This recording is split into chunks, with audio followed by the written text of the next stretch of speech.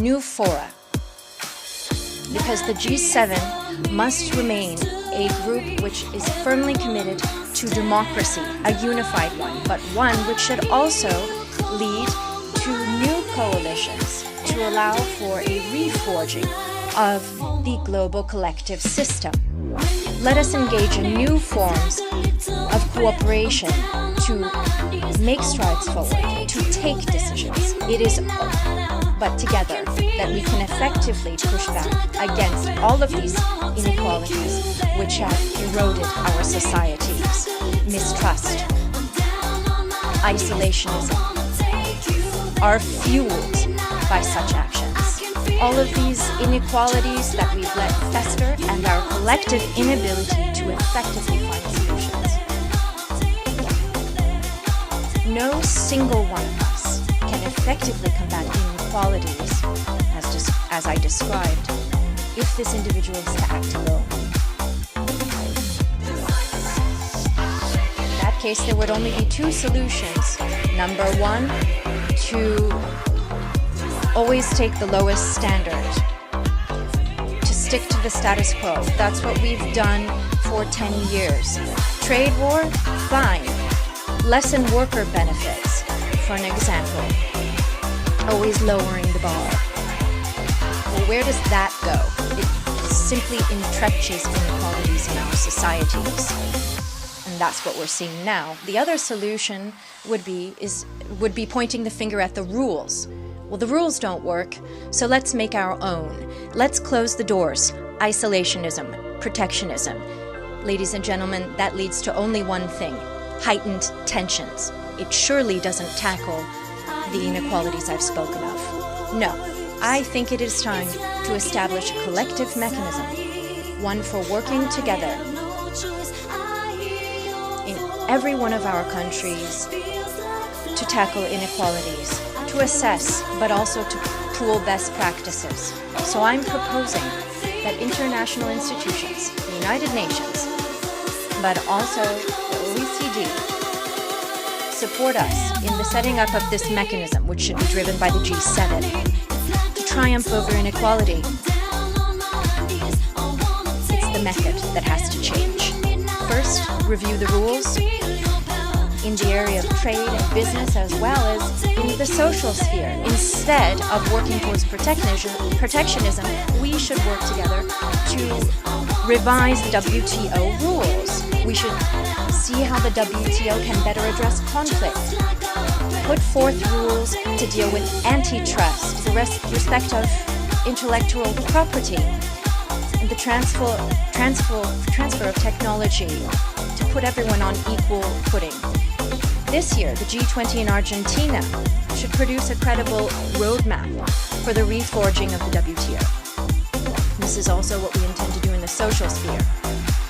Next year, during the 100-year anniversary of the ILO, we also need to reforge the very modes of action, such that those who've been left behind come on board. Those who aren't here today, the great non-state actors who are changing the world, but who are conspicuously absent in the drive against inequalities.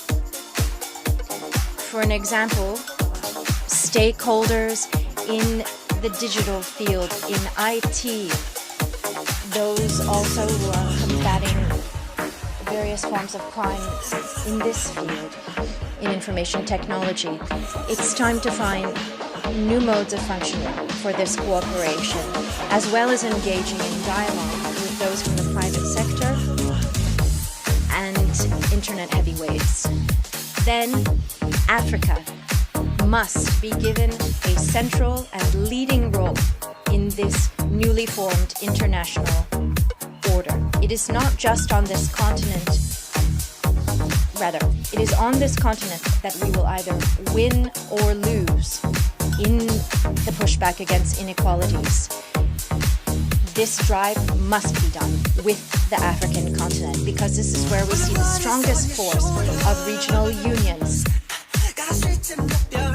It is where we've understood that only together we can tackle the challenges before us. in alliance with Africa, the French chairmanship of the G7 will be looking at all of these issues, but together. You see, I believe that in the face of these divisions and challenges, we must rewrite the code of conduct so as to best combat current inequalities.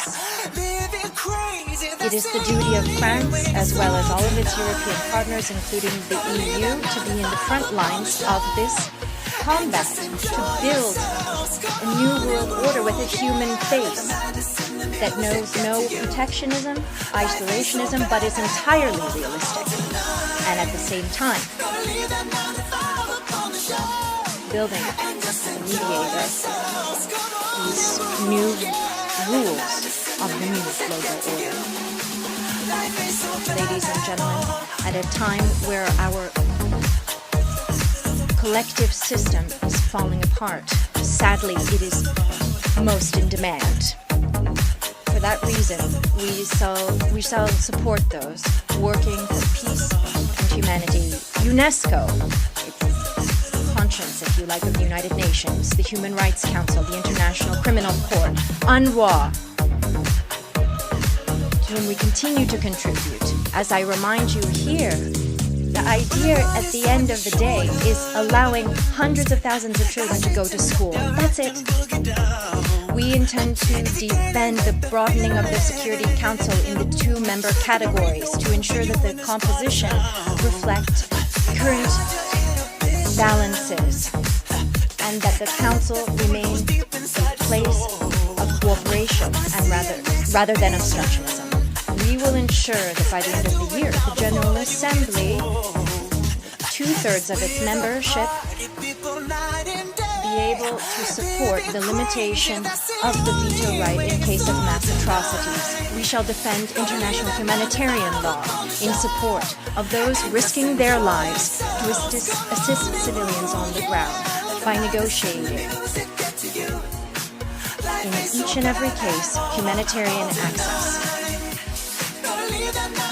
During the anniversary of the 1948 Declaration, we were reminded that human rights are not a cultural fact, negotiable values.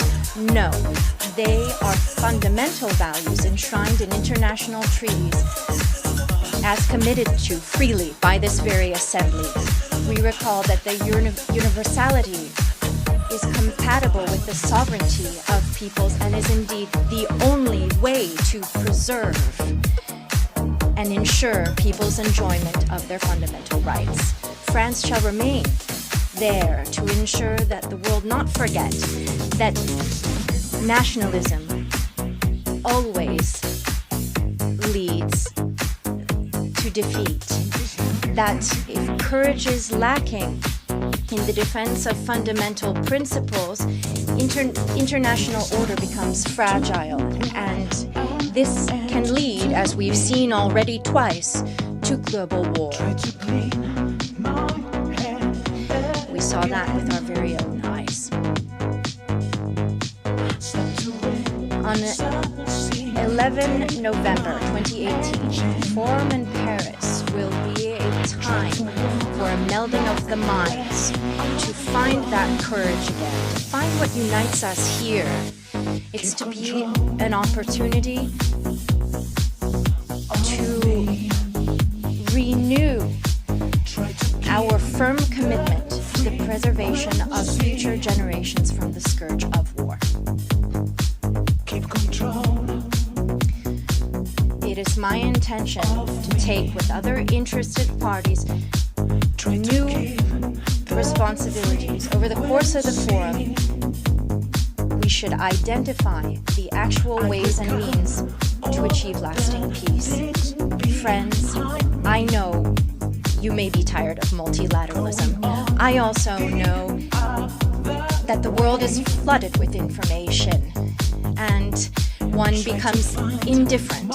It all starts to look like a big show. It all starts to look like even the worst things can become trendy. And it it becomes difficult to extricate the cause from the effect. Well, this is not a matter of being trendy, ladies and gentlemen. For those who've brought us here, we have a duty. We must never forget that genocides, which led to you being here today, the very genocides which are even fueled by certain divisions that I spoke of earlier, and indeed the erosion of the global order, which I spoke of earlier, all of this happens because we turn our heads and we remain complacent. But that is not what I intend to do. No, that is because I come from a country which is, yes, we've made a lot of mistakes. My country has made a lot of mistakes. But it is a country which at every turn of its history and in international history has thought of that very principle of universality. And so please, don't get used to it. Don't become indifferent. Do not accept the erosion of multilateralism. Don't accept our history unraveling. I'm not getting used to this, and I'm not turning my head to it. Our children are watching. Let us address the crises. Let us work together to combat all of these inequalities.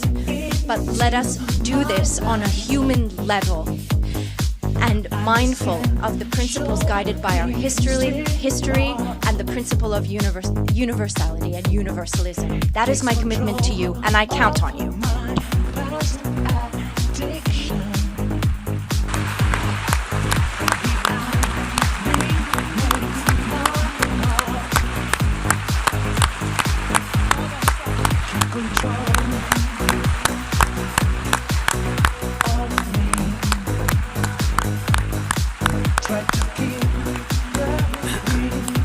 الجمعية العامة أشكر فخامة إيمانويل. On behalf of the General Assembly, I thank His Excellency, Mr. Emmanuel Macron, President of the French Republic, for the statement just made. May I request representatives to remain seated whilst we greet the Head of State.